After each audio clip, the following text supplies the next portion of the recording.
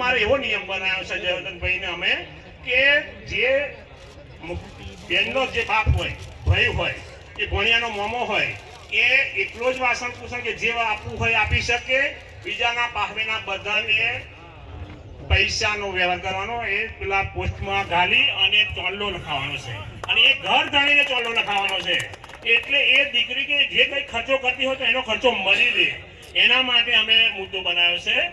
હવે પછી માટલી કે છોકરી મોટી થાય એટલે એને ચોલ્લો કરવાનો આવે. હવે ચોલ્લો કરવાનો આવે એમાં એક વસ્તુ એવી થાય કે કોઈ પણ જગ્યાએ જાય એટલે 10, 15, 25 બૈરા જોવે, આપે ઓઢમણી દરરોજ. હવે એક પછી કાચી માટલી, પાકી માટલી, પછી ઓળી માટલી, આ બધું ઘણું છે. એમાં આપણે એક એવો નિયમ કર્યો છે 101 રૂપિયો, અને પાકી પિત્તળની માટલી એમાં ખાવા ભરવું, અને ખાવા ભરી અને જવાનું બધાએ બૈરાએ બધાએ જવાનું, નાની ખાવા પાણી બનાવે, પણ એમાં કોઈ ઓઢમણી નહીં. એ છોકરીને આપણી માતાજીનો ચોલ્લો કરી અને એ માટલી આપી અને આપણે વધારી લેવા. ઓઢમણી અરે છોકરી માગે, બીજા કોઈ નહીં માગે, બીજાને કોઈ ઓઢમણી કરવાની જરૂર નહીં. હાથે 25 બૈરો જાય છે, 25 બૈરાને કોઈ ઓઢમણી કરવાની નહીં. ઓઢમણી સદંતર બનશે દશરથભાઈ. હું એ જ બોલ્યો છું દશરથભાઈ, તો બે તો ખરા, એ સદંતર બનશે.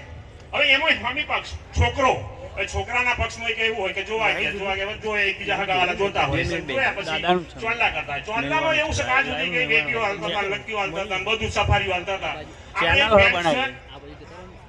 અને 101 રૂપિયો અને નારિયેળ, અને અમે વધાર્યું હતું જયવર્ધનભાઈને અમે કે ઘડિયાળ 400-500 રૂપિયાનું આપવું કે ખોટું ના દેખાય એના માટે.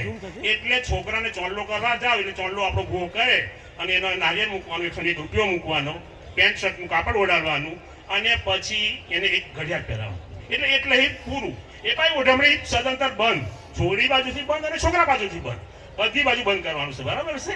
હવે પછી આપણે એક વસ્તુ કે પરણાવવાની વસ્તુ આવી ગઈ. હવે પરણાવવાની વસ્તુમાં એવું થાય કે મને 10 જણ છે, 5 જણ છે, 2 જણ છે, એવું ઘણું ખરું લોકો વિવાદ કરતા હતા. એમાં આપણો આ એકત્ર થયેલો સમાજ તળતા સમસ્ત કેમ કે 242 22, અને આ ભાઈ અમને બોલ્યા હતા કે મેં 20 વર્ષમાં તપસ્યા કરી, કરવાનો કોઈ સવાલ હતો, તપસ્યા કરી, પણ અમે મહિનામાં બધું પૂરું કર્યું છે, મહિનામાં ભેગા કર્યા છે. અને માતાજીએ તમે અમને અહીં બોલાવીને આયા એ બધા ખૂબ ખૂબ આભાર અમારો છે. એટલે એ છોકરીઓની જે 5 જણની રકમ હતી એને અમે બંધ કરાવી છે. એવી રીતે કે એક મંગલસૂત્ર અને 100 ગ્રામના સડા આપવાના છે, અને જે બીજી કોઈ વસ્તુઓ હોય આપવાની નથી. પછી એક બીજો એવો નિયમ કે કોઈ પણ છોકરી હોય ને એને હગાવાલા હોય, હવે એ છોકરીનું લગ્ન નીકળ્યા પછી જે કાપડ લેવા માટે બજારમાં લઈ જતા હોય, પછી 15,000ની ચોલી, 20,000ની ચોલી, બરાબર છે, એ કોઈ કમની નહીં. એટલે એના માટે એક ભારતની નારી માટે સાડી, ચણીઓને જે બ્લાઉઝ, એવી કોઈ વસ્તુ કરો તો બહુ સારી વસ્તુ છે, એવો નિયમ લીધો છે. બરાબર. પછી આમ કે છોકરીને ભરાવાની, અને અન્ય વિષયની વાત કરવા યુવાનો માટે ઉભો કર્યો છે. મારે સર્વેને એક વાત કરવી છે કે સોશિયલ મીડિયા એ આજના યુગનો સૌથી મહત્વનો અને સૌથી જે મોટો વિષય કહેવાય. કે સોશિયલ મીડિયા થકી તમે કોઈ પણ કાર્ય કરી શકો, સોશિયલ મીડિયા થકી કમાણી પણ કરી શકો, સોશિયલ મીડિયા થકી તમે તમારું નામ પણ બનાવી શકો, સોશિયલ મીડિયા થકી તમે સમાજમાં કોઈ પણ જગ્યાએ દેશના ખૂણે વિદેશના ખૂણે તમે પહોંચી શકો.